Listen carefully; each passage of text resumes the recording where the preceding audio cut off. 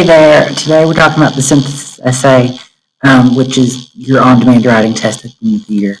A synthesis essay is an essay in which you develop an argument in response to a prompt that has multiple sources. And you're going to take those sources and combine them with your own to construct an argument.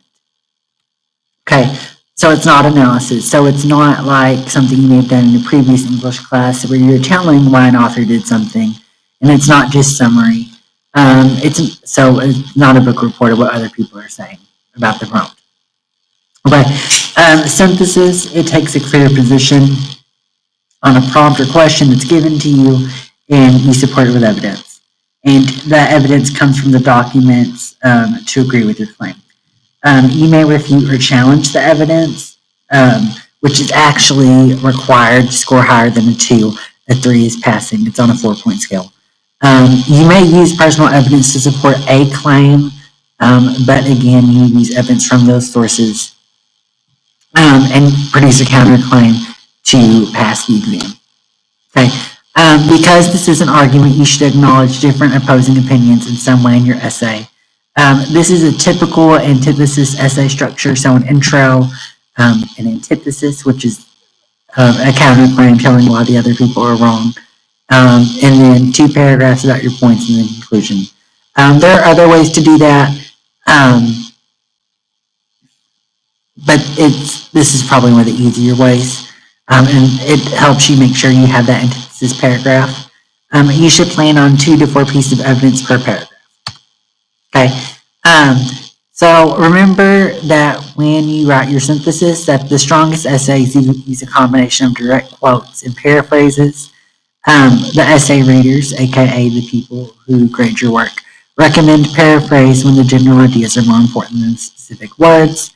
They also recommend direct quotes when the specific words are key. And you should make sure you do both at some point in your essay.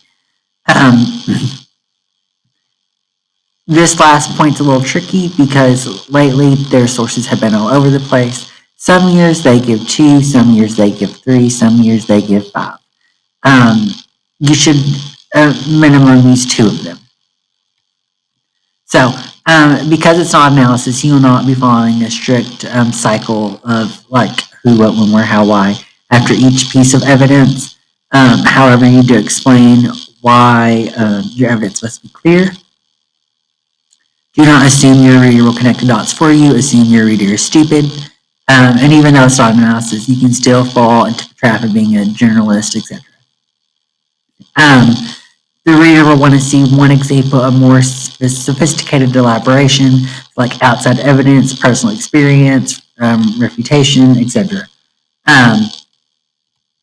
You are the primary source, in addition to those other sources that you're required to use. So use those rhetorical appeals we talked about, logos, pathos, ethos, and those grammatical structures we've used to help bolster your argument, like parallel structure and correct grammar with clauses and things of that sort. So after citing a source, you need to refute or challenge it or agree with it. You can validate it by proving an additional example. This is where history and science classes come in real handy. And I can almost guarantee you, this being the election year, they'll play dirty and give you something related to the election. Specify what the source is implying by giving more concrete examples. You're going to explore the consequences of the source's claim. Maybe connect it to a hypothetical example, although that's not really that strong sometimes. And make an analogy. So begin your essay. You're going to read the prompt carefully and make sure you understand what the topic is addressing and what your essay should be addressing. Then think of like a pro-con list to help form your own opinion. And you must be clear. You must take a clear stance on the prompt. If you don't really care about the topic you were given, you still have to form an opinion. So once you begin forming your opinion, you're ready to read the documents and see who you agree with, who disagrees with you, if they will cause you to change your mind. Okay, these are some examples of a thesis statement, a prompt, and a commentary. So prompt, should your own schools be mandatory in America? Thesis 1. It presents a clear claim and antithesis, but it might turn into a book report. So it might be scored 2, maybe a 3 if the writing was real good.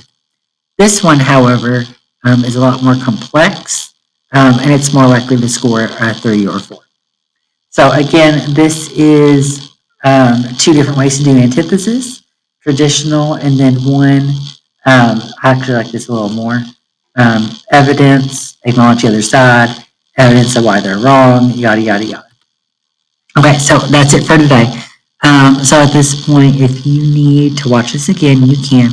Just make sure that by the time you are done with this, that you all are taking the quizzes.